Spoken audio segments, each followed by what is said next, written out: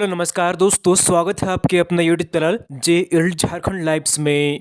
दोस्तों आज है 9 नवंबर और हम लोग यहाँ पर आज 9 नवंबर के झारखंड के महत्वपूर्ण करेंट अफेयर के क्वेश्चंस देखने वाले हैं। तो दोस्तों अगर आप जे झारखंड लाइव चैनल में अगर नए हैं तो सबसे पहले चैनल को जरूर सब्सक्राइब कर लीजिए और साथ ही जो बेल आइकन बना हुआ है उसको प्रेस कर लीजिए ताकि आगे का जो भी अपडेट्स अगर वीडियो आएगी नोटिफिकेशन सबसे पहले आपको यहाँ पर मिल जाया करेगी। तो दोस्तों चैनल को जरूर सब्सक्राइब कर लीजिए और दोस्तों पीडीएफ के लिए आप हमारा टेलीग्राम ग्रुप ज्वाइन कर लीजिए। वीडियो के नीचे आपको डिस्क्रिप्शन में लिंक मिल जाएगी, आप वहां पर क्लिक कर हमारा टेलीग्राम ग्रुप ज्वाइन कर सकते हैं। डेली शाम के 7 बजे वहां पर पीडीएफ जो है प्रोवाइड कर दी जाती है, तो पीडीएफ के लिए हमारा टेलीग्राम ग्रुप जरूर ज्वाइन कर लीजिए। और दोस्तों चलिए हम लोग यहाँ पर आज 9 नवंबर के झारखंड के महत्वपूर्ण करेंट अफेयर क्वेश्चंस देखते हैं। तो यहाँ पर आज का पहला प्रश्न है, राष्ट्रीय स्वास्थ्य मिशन के अंतर्गत राज्य में टीकाकरण की रफ्तार बढ़ाने को लेकर हर घर दस्तक कब से कब तक ये अभियान चलाया जा रहा है। ठीक है, तो झारखंड राज्य में राष्ट्रीय स्वास्थ्य मिशन के अंतर्गत एनएचएम के अंतर्गत राज्य में टीकाकरण की रफ्तार बढ़ाने को लेकर हर घर दस्तक अभियान कब से कब तक चलाया जाएगा। तो इसका सही आंसर जो है यहाँ पर ऑप्शन नंबर सी इज बिल्कुल सही आंसर हो जाएगा। 3 नवंबर से लेकर 30 नवंबर तक जो है यहाँ पर राष्ट्रीय स्वास्थ्य मिशन के अंतर्गत राज्य में टीकाकरण की रफ्तार को बढ़ाने को लेकर हर घर दस्तक अभियान चलाया जाएगा। तो ऑप्शन नंबर सी इज बिल्कुल सही आंसर हो जाएगा। चलिए हम लोग यहाँ पर पूरी डिटेल्स में देख लेते हैं। तो राष्ट्रीय स्वास्थ्य मिशन के तहत राज्य में टीकाकरण की रफ्तार बढ़ाने को लेकर 3 नवंबर से 30 नवंबर तक हर घर दस्तक अभियान चलाया जा रहा है। ठीक है, इस अभियान का मुख्य उद्देश्य है कि 90% टीकाकरण किया जाना है। तो जो भी यहाँ पर टीकाकरण का भी परसेंटेज है उससे जो यहाँ पर लक्ष्य दिया गया है वो 90% टीकाकरण करना लक्ष्य रखा गया है। इसके लिए टीका एक्सप्रेस एवं मोबाइल सुरक्षा वाहन के माध्यम से अभियान चलाकर टीकाकरण किया जाएगा। राज्य में वर्तमान में कुल 60 कोविड-19 जो है यहाँ पर एक्सप्रेस वो चलाए जा रहे हैं। ठीक है, तो ये जो यहाँ पर है केंद्र सरकार द्वारा इस अभियान की शुरुआत की गई है और ये अभियान जो है राज्य में 3 से लेकर 30 नवंबर के बीच में ये हर घर दस्तक अभियान चलाया जाएगा वैक्सीनेशन को लेकर, टीकाकरण को लेकर। चलिए अगले प्रश्न की ओर चलते हैं और अगला प्रश्न है यहाँ पर, झारखंड के नक्सल प्रभावित क्षेत्रों में खेलों के माध्यम से संघर्ष समाधान की दिशा में सामान्य जीवन शैली को प्रेरित करने और युवा वर्ग के विकास के लिए कौन सी योजना का संचालन किया जाएगा।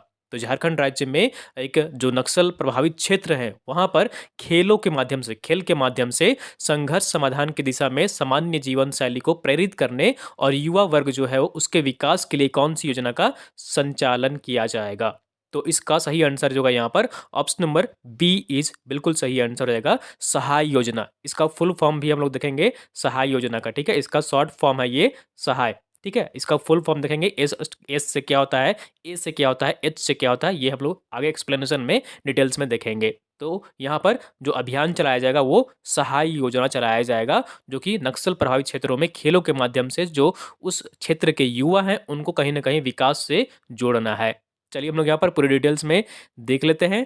तो झारखंड के नक्सल प्रभावित क्षेत्रों में खेलों के माध्यम से संघर्ष समाधान की दिशा में सामान्य जीवन शैली को प्रेरित करने और युवा वर्ग के विकास के लिए सहाय योजना यानी कि sports action towards harness inspiration of youth. ठीक है, इसका फुल फॉर्म जो है वो स्पोर्ट्स एक्शन टूवर्ड्स यहाँ पर होगा। ठीक है, towards harness inspiration of youth जो है यहाँ पर अभियान चलाई जाएगी। पर्यटन कला संस्कृति खेल कूद एवं युवा कार्य विभाग द्वारा यह योजना चलाई जाएगी। इस योजना का जो मुख्य रूप से संचालन किया जाएगा वो पश्चिमी सिंहभूम, सरायकेला खरसावां, खूंटी, सिमडेगा और गुमला में शुरू किया जाएगा। फिर इसके बाद जब यहाँ पर कुछ सफल परीक्षण हो जाएगा उसके बाद अन्य जिलों में इसकी जो संचालन की जाएगी, शुरुआत की जाएगी। तो ऑप्शन नंबर यहाँ पर जो बी इज बिल्कुल सही आंसर रहेगा। इस योजना का नाम होगा सहाय योजना। चलिए अगले प्रश्न की ओर चलते हैं और अगला प्रश्न है यहाँ पर, राज्य के सरकारी स्कूल के बच्चे कितनी कक्षा से लेकर कितनी कक्षा तक के बच्चे वीर गाथा प्रोजेक्ट तैयार करेंगे। ठीक है, वीर गाथा प्रोजेक्ट जो है वो कितनी कक्षा से लेकर कितनी कक्षा तक के बच्चे तैयार करेंगे। तो इसका सही आंसर जो है यहाँ पर ऑप्शन नंबर सी इज बिल्कुल सही आंसर हो जाएगा। कक्षा 3 से लेकर कक्षा तक 12 तक के जो बच्चे होंगे वे वीर गाथा प्रोजेक्ट तैयार करेंगे। तो ऑप्शन नंबर सी इज बिल्कुल सही आंसर हो जाएगा। अब ये यहाँ पर वीर गाथा प्रोजेक्ट क्या है, तो चलिए हम लोग यहाँ पर पूरी डिटेल्स में देख लेते हैं।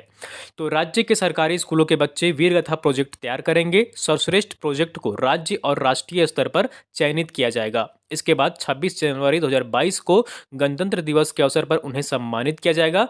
केंद्र सरकार की रक्षा मंत्रालय और शिक्षा मंत्रालय के संयुक्त तत्वाधान में वीर गाथा प्रोजेक्ट का आयोजन किया जा रहा है। ठीक है, तो यहाँ पर ये जो वीर गाथा योजना है, यहाँ पर प्रोजेक्ट है, ये केंद्र सरकार की रक्षा मंत्रालय और शिक्षा मंत्रालय दोनों के संयुक्त तत्वाधान में चलाया जा रहा है। इस वीर गाथा प्रोजेक्ट में छात्र छात्राएं पोयम, पैराग्राफ, राइटिंग, पेंटिंग, लेख, वीडियो के माध्यम से शामिल हो सकेंगे। तो इनमें से कुछ भी जो वीर हैं उनके बारे में एक्सप्लेनेशन, पोयम लिख सकते हैं, पैराग्राफ लिख सकते हैं, राइटिंग लिख सकते हैं, पेंटिंग कर सकते हैं, लेख लिख सकते हैं, वीडियो बना सकते हैं। इन सभी करके एक प्रोजेक्ट तैयार करेंगे जिसे वीर गाथा प्रोजेक्ट कहा जाएगा। चलिए अगले प्रश्न की ओर चलते हैं और अगला प्रश्न है यहाँ पर, झारखंड से किन्हें young scientist platinum jubilee award 2021 देने की घोषणा की गई है? झारखंड से किनको young scientist platinum jubilee award 2021 प्रदान किया जाएगा? तो इसका सही आंसर जो होगा यहाँ पर ऑप्शन नंबर ए इज बिल्कुल सही आंसर रहेगा। ये है प्रोफेसर राघवेंद्र चौधरी। कौन है? प्रोफेसर राघवेंद्र चौधरी हैं और ये IIT ISM धनबाद के प्रोफेसर हैं। ठीक है, तो ऑप्शन नंबर ए इज बिल्कुल सही आंसर रहेगा। इनको young scientist platinum jubilee award 2021 प्रदान किया जाएगा। चलिए हम लोग यहाँ पर पूरे डिटेल्स में देख लेते हैं। तो IIT ISM धनबाद के प्रोफेसर राघवेंद्र कुमार चौधरी को young scientist platinum jubilee award 2021 देने की घोषणा की गई है। प्रोफेसर राघवेंद्र IIT धनबाद के इलेक्ट्रॉनिक्स इंजीनियरिंग विभाग के प्रोफेसर हैं। यह अवार्ड उन्हें NASI की ओर से दिया जाएगा। NASI की ओर से दिया जाएगा। प्रोफेसर चौधरी को मिड बैंड 5G एप्लीकेशन के लिए मेटा मटेरियल आधारित कॉम्पैक्ट एंटीना, मेटा सरफेस और यहाँ पर देख लीजिए MIMO संज्ञानात्मक रेडियो सिस्टम के डिजाइन और विकास की दिशा में उनके योगदान को देखते हुए यह अवार्ड दिया जाएगा। तो ऑप्शन नंबर ए इज बिल्कुल सही आंसर रहेगा। यही है प्रोफेसर राघवेंद्र चौधरी, जिनको कि यहाँ पर यंग साइंटिस्ट प्लैटिनम अवार्ड जो है वो दिया जाएगा। ठीक है, जुबली प्लैटिनम।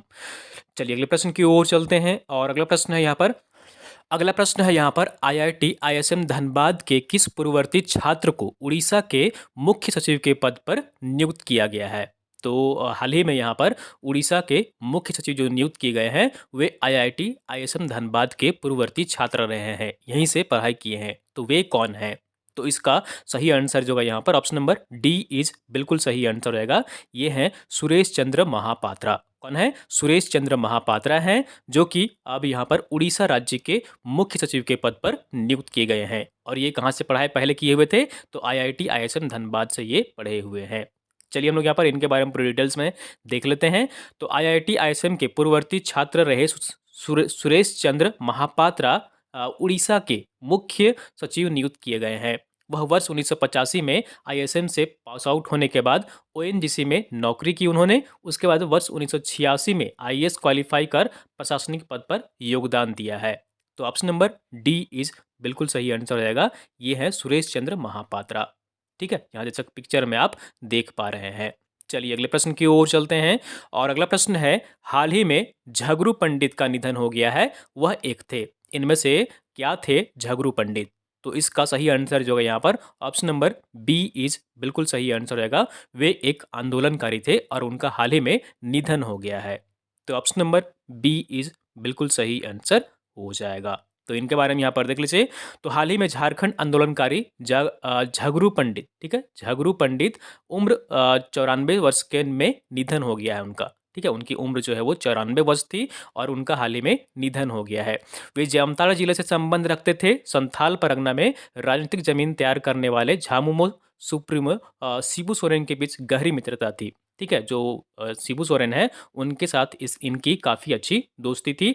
अलग राज्य जो बन रहा था, यहाँ पर गठन हो रहा था, उस आंदोलन में शिबू सोरेन के साथ यहाँ पर इन्होंने लड़ाई लड़ी थी। तो ऑप्शन नंबर यहाँ पर जो होगा बी इज बिल्कुल सही आंसर रहेगा। झंगरू पंडित जो कि एक क्या थे, वे आंदोलनकारी थे। चलिए अगले प्रश्न की ओर चलते हैं और आंसर ऑफ द डे है यहाँ पर। पिछले वीडियो में से प्रश्न पूछा गया था कि राज्य के जो आउट ऑफ स्कूल और ड्रॉप आउट बच्चों की ऑनलाइन मॉनिटरिंग ट्रैकिंग किस ऐप के माध्यम से की जाएगी। ये प्रश्न पूछा गया था आपसे पिछले वीडियो में, पिछले क्लास में।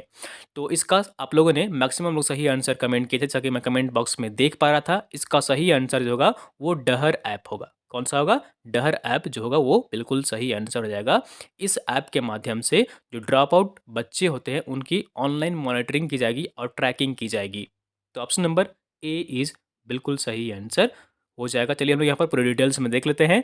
तो राज्य के आउट ऑफ स्कूल और ड्रॉप आउट बच्चों की ऑनलाइन मॉनिटरिंग ट्रैकिंग के लिए राज्य सरकार ने डहर ऐप तैयार किया है। इस ऐप में शिशु पंजी के आंकड़े जिसमें हाउस होल्ड सर्वे और टॉपर स्कूल और जो यहाँ पर बच्चे होंगे उनका डाटा यहाँ पर रहेगा, अपलोड किया जाएगा। ऐसे बच्चों को ट्रैक कर स्कूली शिक्षा से जोड़ा जाएगा। ठीक है, जो ड्रॉप आउट कर जाते हैं उनको ट्रैक किया जाएगा, वो क्या कर रहे हैं, नहीं कर रहे हैं, पढ़ाई कर रहे हैं, उसके बाद उनको यहाँ पर स्कूली शिक्षा से जोड़ा जाएगा। तो इस ऐप किस ऐप के माध्यम से? डहर ऐप के माध्यम से। चलिए हम लोग यहाँ पर अगले प्रश्न की ओर चलते हैं और क्वेश्चन ऑफ द डे है यहाँ पर। आज का प्रश्न हम लोग यहाँ पर रख लेते हैं। तो इसका सही आंसर कमेंट करके आपको कमेंट बॉक्स में बताना है। तो प्रश्न है यहाँ पर, झारखंड के किस कॉलेज को राष्ट्रीय स्तर पर ग्रीन चैंपियन अवार्ड प्रदान किया गया है? ग्रीन चैंपियन अवार्ड झारखंड के किस कॉलेज को राष्ट्रीय स्तर पर प्रदान किया गया है? 4 ऑप्शन है आपके यहाँ पर, Ranchi college, Sahebganj college, Dumka college, संत जेवियर कॉलेज। तो आपको कमेंट करके बताना है कि इसका सही आंसर क्या होगा। कमेंट बॉक्स में इसका सही आंसर करने का प्रयास करिएगा। तो दोस्तों ये थी यहाँ पर आज की झारखंड की महत्वपूर्ण करेंट अफेयर क्वेश्चंस। उम्मीद करता हूँ आपको वीडियो पसंद आई होगी, जरूर लाइक करिए। चैनल को सब्सक्राइब नहीं किए हैं, सब्सक्राइब कर लीजिए और वीडियो को आप लोग अपने दोस्तों के साथ अधिक से अधिक शेयर कर दिया करिए ताकि अन्य लोग भी यहाँ पर जुड़ सकें और सारी जानकारी पा सकें।